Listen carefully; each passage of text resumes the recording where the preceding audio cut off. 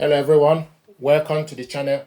This printer is Brother HL-L2400DWE.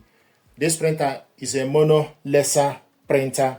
You can only print with this printer. You can connect it to Wi-Fi network, and in terms of the printing speed, up to 30 prints per minute. What we want to do is to show you how to load the paper tray.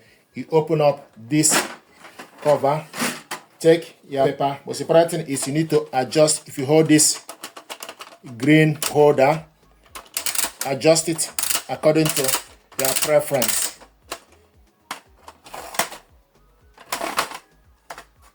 So this is how to extend it. So you can load A4, A6, A5, B5, XZ, liter, and A4.